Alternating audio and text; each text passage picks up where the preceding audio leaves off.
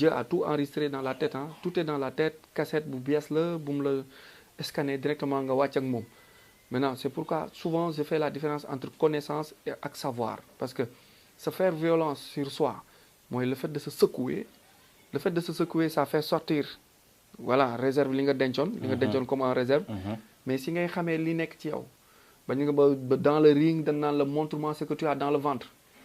C'est pas abdomen bi la ñuy xool. Mais quand on te dit que montre-moi ce que tu as dans le ventre, c'est en quelque sorte say capacité lan nga denc ci lan nga toog ci lan nga taxaw. Intérieurement comment tu es. Voilà mais buñ la dóorul buñ la arrangewul. pan doo xam ndax abdominaux yi ñi ngi fa doo xam ndax téye nga doo xam ndax taxaw nga wala taxawoo. Donc cette violence là que tu fais moom mooy génnee say capacité mooy génnee yow li nga denc moom mooy génnee aussi li nekk ci yow. Donc man dama gëm ni il faut se faire violence sur soi. Pour que voilà nga mën a génn zone de confort. Parce que zone de confort bi da lay alourdir mais da lay nelawloo aussi. Parce que ni ko sëñ Tuubaa di waxee mu ni jàmbi su bëggee exceller day génn ñetti confort yi ñu ko mooy yan mu ni nelaw bu bari lekk bu bari ak wax ju bari. nelaw bu bari lekk bu bari ak wax ju bari. waaw parce que ñett yooyu daf lay tere nga wéet nga def méditation daf lay tere nga yegg ci spiritualité. da lay tere aussi nga réfléchir. daf lay tere nga pousser say réflexion. ça veut dire que kon da ngay toog say laurier da ngay nekk ci benn zone de confort bu nga xamante ni. daf lay tere nga génn. Effectivement. te comme ñun ñëpp ñoo ñëwandoo tolloondoo maintenant ñi nga xamante ni ñoo gën a sawar ñoo gën a booster ñoo gën a sortir énergie bi ñu dencoon.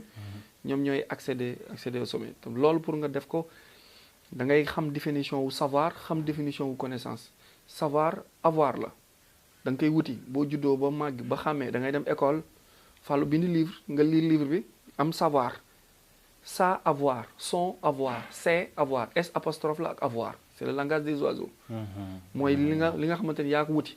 alors que bu dee connaissance c'est li nga judduwaale connaissance bi nga xamante ni yàlla daf ko encastré ci yow. mi ngi ak yow. mais loolu connaissance mais loolu il faut que tu te tapes le comment dirais-je thorax bi génne tape poitrine bi pour mën a génnee loolu. et loolu ci difficulté nga ko mën a amee ak ci coono mënoo ko am ci moment de gloire yi. parce que la victoire ne nous renseigne absolument rien du tout il nous fait que de nous donner des applauses. Alors que c'est dans la souffrance qu'on dépasse ses limites en fait. Qu'on dépasse les limites, qu'on dépasse ses limites aussi. Ok. C'est déjà très puissant. Décision bi ma jëloon pour sortir de ma zone de confort décision la boo xam ni c'était très difficile. Décision la boo xam ni bloqué na ma ci yu bari. xañ na ma opportunité yu bari. Décision la boo xamante ni yóbbu na ma ci ay souffrance yu bari. et li ma jàppale woon mooy j'étais conscient que souffrance bii nii moom may defi ki ma war a doon ëllëg. ci moment yi nga xamante ni c'était très difficile. mais ma gëm ni rek je vais y arriver. lii dinaa ci génn. souffrance boobu dafa def ci man benn niveau de confiance boo xam ne jéggi na dayoo. donc jeunesse bi ñu ci ëpp dañu ragal souffrance. moo tax yenn niveau yi pour ñu atteindre ko du yomb. ñemewuñu souffrance ñoom quand c'est confortable intérieurement dans leur esprit rek ils sont bien. alors que man je me dis souvent quand c'est confortable dans ton esprit rek. c'est que c'est pas la bonne chose à faire. pour yow quelle est la différence entre l'estime de soi et la confiance en soi. estime mooy jiitu da nga koy atteindre da nga koy réussir pour yegg ci confiance bi boo yeggul ci estime bi doo mën a am confiance bi. parce que estime mooy s'accepter. effectivement bëgg sa bopp. waaw mooy s'acceptation de soi boobu noonu. donc bu fekkee yeggoo ci estime bi xamoo estime bi mënoo am confiance da ngay fuir léegi tey estime bi bu fekkee da nga koy jël ci développement personnel moo jiitu.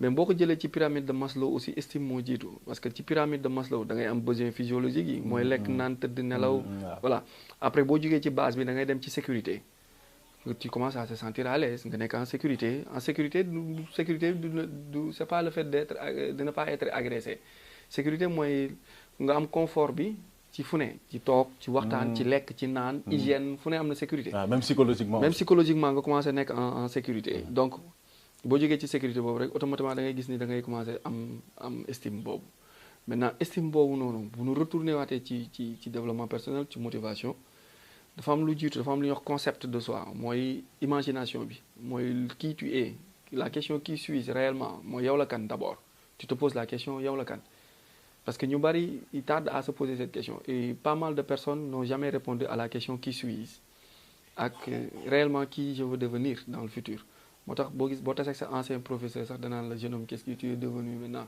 Ouais, parce que xam na ne yow ci processus nga nekk. Et souvent. mais quand tu te poses pas la question qui suis-je réellement qui suis-je boobu noonu yaa ngi taxaw. taxaw boobu nga taxaw waaw réellement laaj sa bopp day tax nga xam fi nga jugee ki nga doon ak fan nga jëm maintenant fan nga jëm boobu noonu. daf lay yóbbu ci travail en soi nga xam say lacunes parce que tu t'es posé la question maintenant tu te poses xam nga quand tu te posé la question maintenant ngay def travail de soi travail boobu noonu day génnee say lacunes. ak say qualité nga minimiser lacunes yi maximiser sa atout yi. maintenant minimiser ses défauts. Minimiser ses défauts. Maximiser ses qualités. Très puissant. Maintenant quand tu maximises tes qualités da ngay dégager benn amour. Parce que tout ce que l'on reçoit émane de nous d'abord. Amour boo ko bëggee yaa koy joxe doo ko jëli ce qui est dans le macro est dans le micro d'abord. Effectivement. Ce qui est dehors est à l'intérieur de toi d'abord. Donc mi ngi mel ni ngay def effet placebo mooy nga jël tanks dóor ko ci miir bi nii soo ko dóoree nii tanks bi bu ñëw nànk lay ñëw mais quand tu tapes fort tanks bi bu ñëw day dal bu baax. Donc bu fekkee man bi ma xamee ni sama kii c'est la connaissance c'est la motivation c'est la citoyenneté mais dama engagé wu dans des études dans des formations dans des séminaires. pour dem wut xam-xam bu bari parce que xamoon naa ni wala boog jàppoon naa ni lii moo ma mën a dundal. Maintenant bu fekkee yow amour bi aussi da nga il faut donner plus d'amour aux autres. Pour en recevoir aussi autant. loolu day dégager estime rek nga commencer. Confiance bi commencer dugg. léegi une fois nga atteindre estime boobu mooy sa acceptation bi mooy nga nangu say défaut boo njoolee nangul boo sewee nangul boo amee yaram nangul boo gàttee nangul le fait de s'accepter mooy atteindre nga niveau estime bi. Estime boobu daf lay jox connaissance. minimiser nga say défaut yaa ngi ci estime de soi actuellement. waaw nga jóge ci estime de soi boobu confiance day dugg. waaw nit ki bu xasee am estime ci boppam rek confiance dugg na léegi confiance la confiance en soi. gëm-gëm est-ce que fi ko nit yi teg ak fi mu nekk benn la te ñu ci bari dañuy xëy di liggéey di wàcc nekk ci seen bopp jàpp nañu fi mu toll ñoom gëm nañ seen bopp. Man dafa xam jour ma wax benn wax boo xam ne dafa jur polémique ju bari. yàlla yaakaaruma ko. ñu bari di ma attaquer sur les réseaux sociaux. dama jàpp ni suñu borom capacité yi nga xamante ni moom ma mën a may li ma bëgg suñu borom jox na ma ko ba pare. dama gëm ni suñu borom fenn rek laa ko war a yaakaar yi muy ak njéggal tant que suñu borom mi ngi may wér di ma bàyyi ak sama xel lépp lu ma bëgg ci kaw suuf man dama jàpp ni war naa ko mën a am. ñu bari ne ma yàlla yaakaaruma ko daal ñu bari mënuñu ko dégg. par exemple léegi niveau de confiance boobu noonu ma doon waxee. man dama ci découvrir ni jeunesse bu ñu si bari yegguñu ci yenn niveau de confiance bokk na ci leen di bloqué. fekkoon ñoom comprendre na la différence qui existe entre destin ak destinée bon du la weddi peut-être man mi yàlla dimbali ma xam différence entre connaissance savoir. man mi xam différence bi am entre destin ak destinée. boo taxawee nga ni man yaakaaruma yàlla sama bopp laa yaakaar du ma la àtte ci destin dama la yóbbu ci destinée te foofu dëgg la nga wax mais bu dee ci destin bi nga wax destin bi foofu yow xam na ni yàllaa yor ñëpp. moo yor sa dund moo yor sa dee waxee woo foofu. mais bu dee yaa ngi fa nga koy waxee sa destinée mooy libre arbitre bi la yàlla bàyyee. mooy moment bi nga xamante ni yàlla bàyyee na la ko yow pour nga xam lu baax di def lu baax di wax lu baax di sàkku xam-xam mais aussi di jug di dox.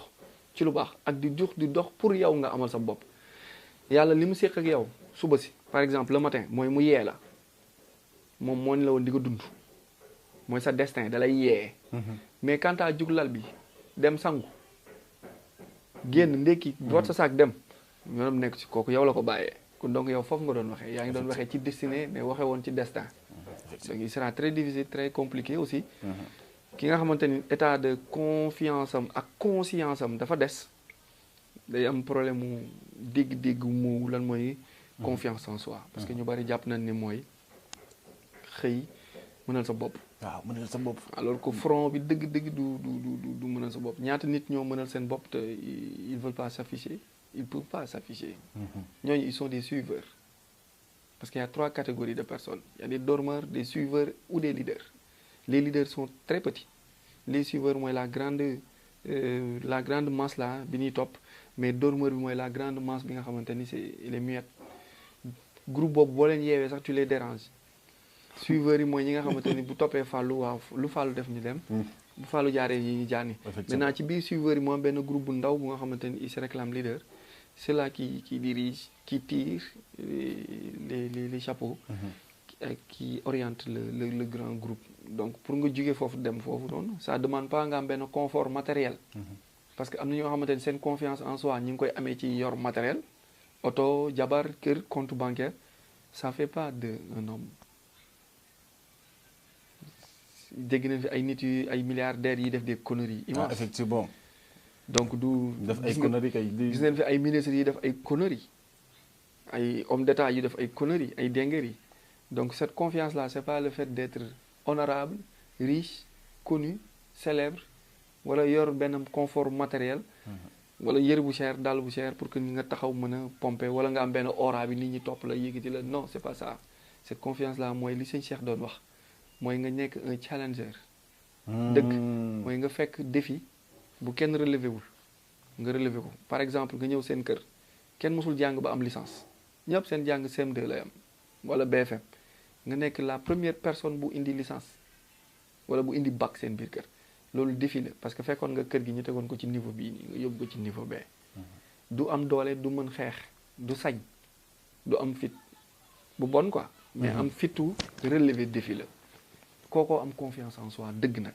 parce que ko xam na ni budul moom du keneen te moom dong ko mën a indi te ginnaaw moom keneen new fi du am keneen ku ko jox wala ku ko tàllal loxo donc moom dong la il faut nga am conscience ni man cote la donc barrières yi yëpp je vais les faire dégager parce que les obstacles aussi ne sont pas là pour nous abattre hein. Les obstacles sont là pour être abattus pas pour nous abattre quand tu tombes relève-toi et continue ton chemin